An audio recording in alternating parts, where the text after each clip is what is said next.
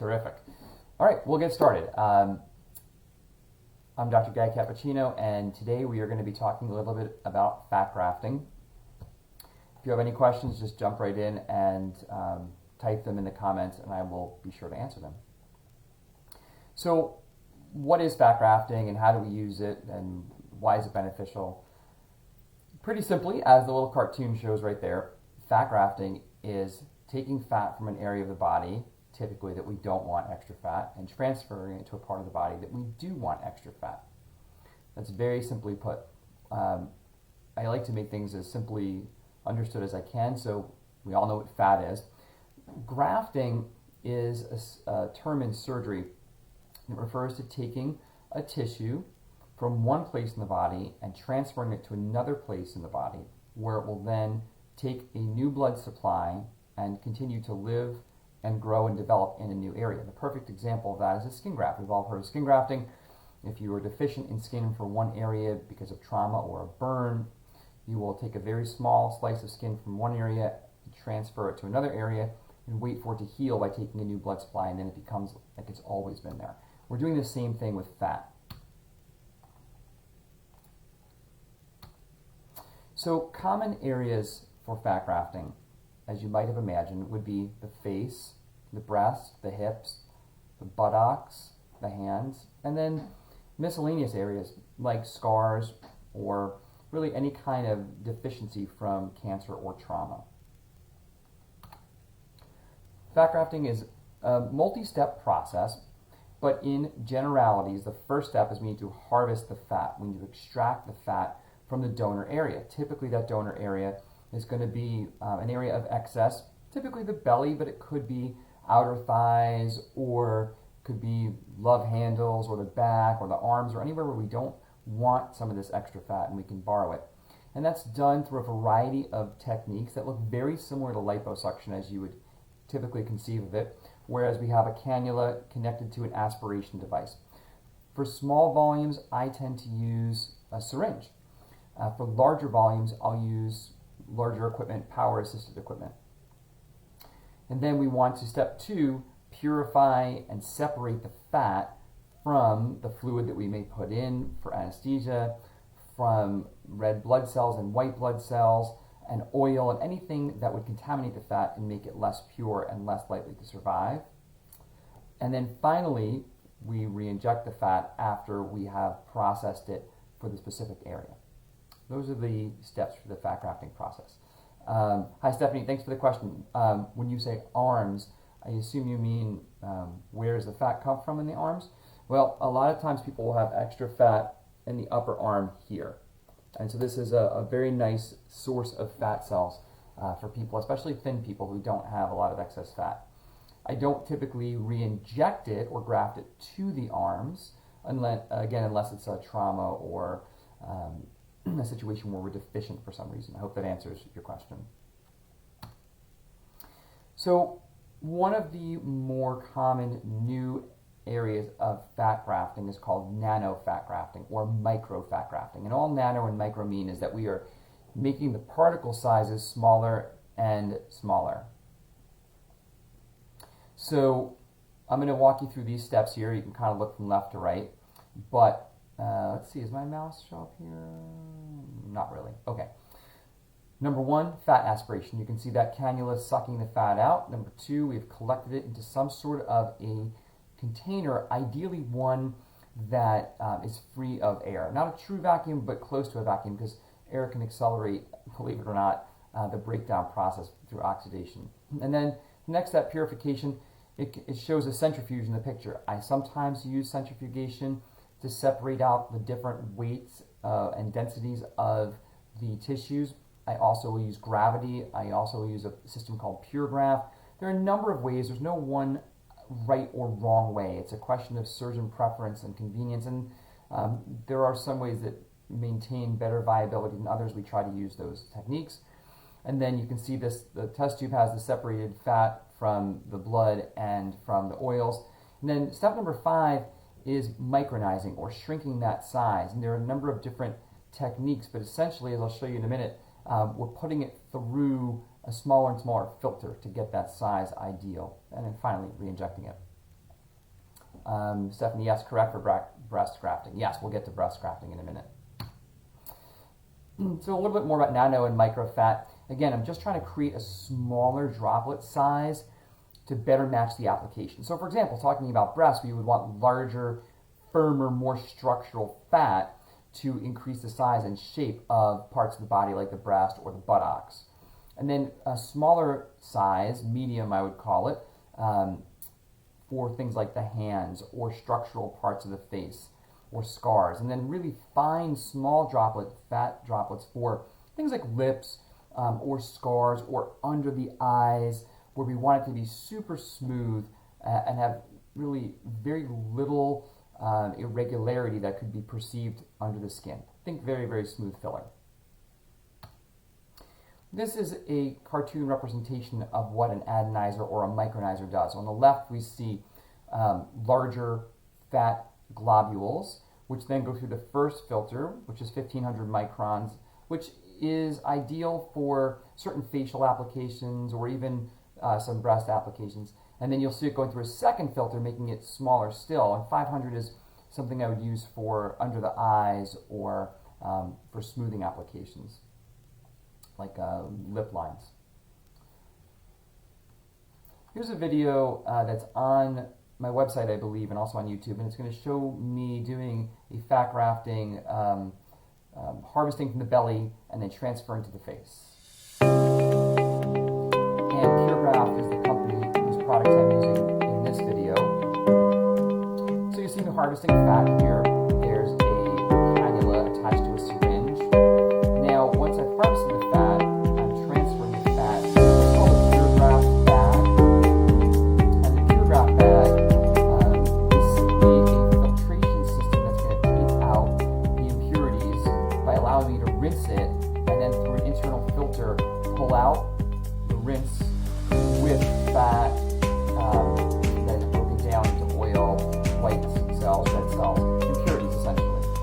And so that's what you see me doing here. You do 2 rinses, you can even do a third, and you can see with each rinse the fat is looking more bright yellow with less impurities such as red blood cells. You can see them aspirating out the undesirable fluid components. Now I'm transferring this fat to a syringe, and I'm going to go through that micronizing process. This is the micronizer from PureGraft, one of the number of systems that are available.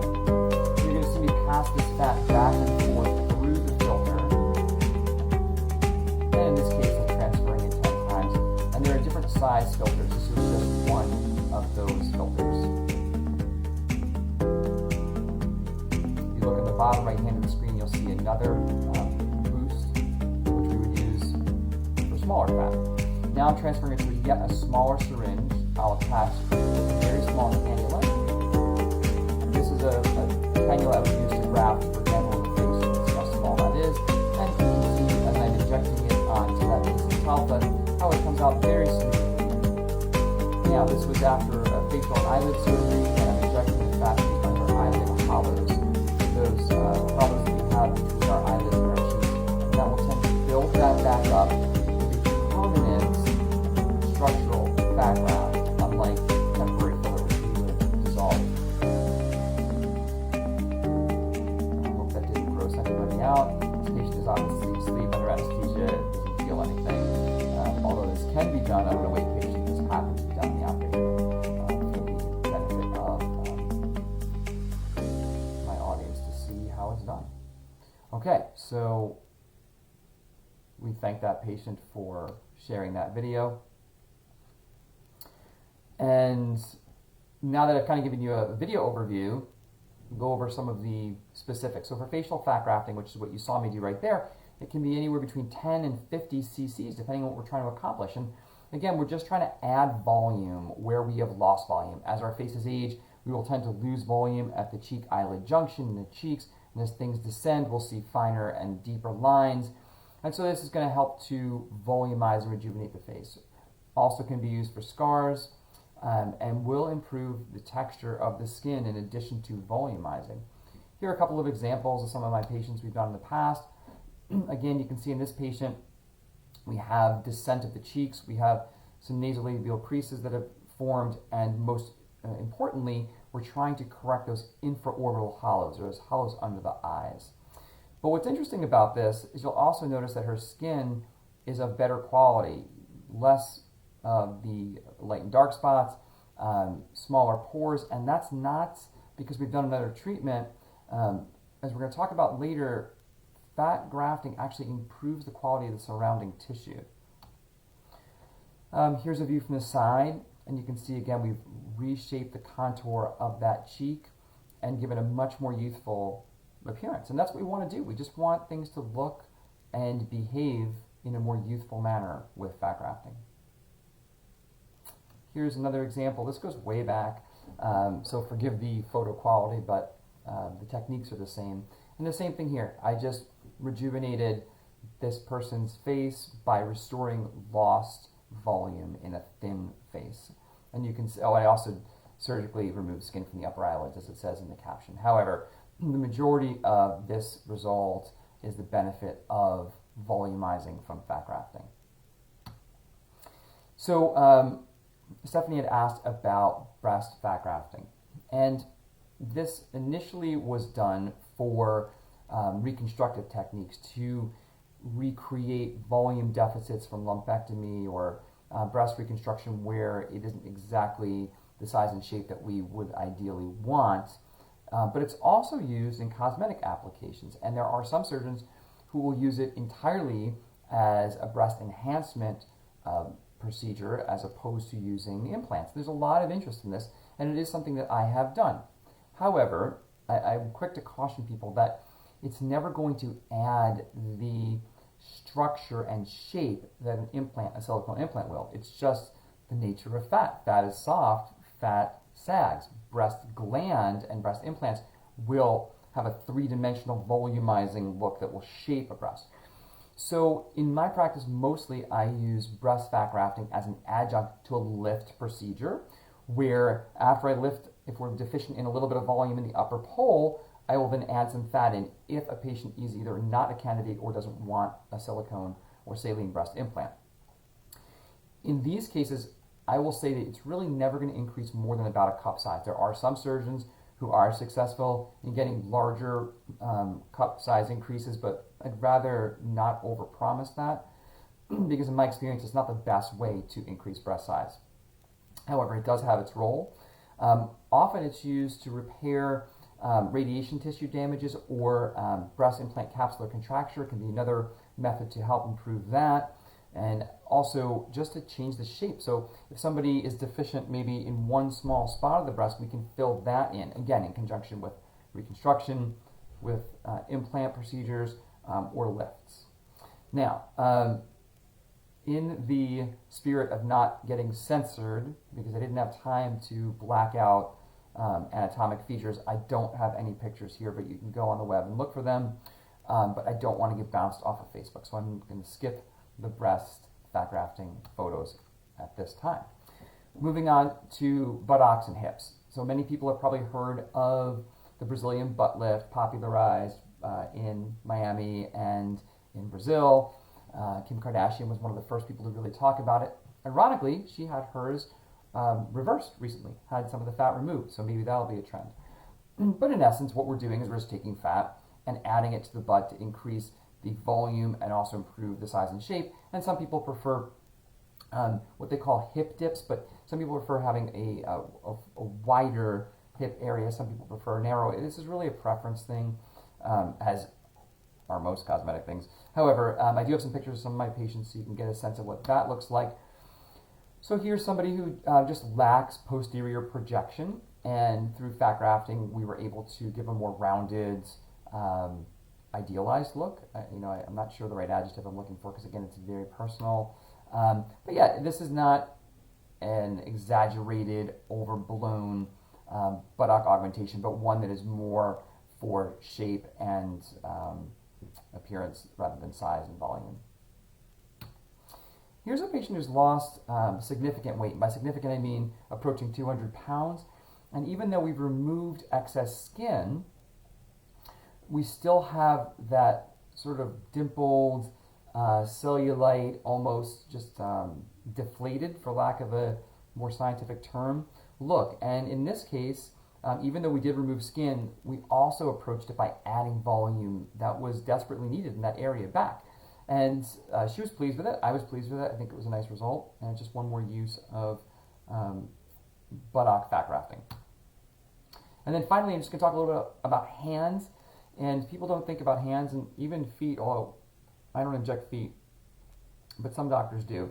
And essentially what we're trying to do is reduce the wrinkles and hide some of the tendinous and veiny structures that will make people appear to have older hands, which some people are very sensitive to. So here's an example of somebody for whom we did fat grafting.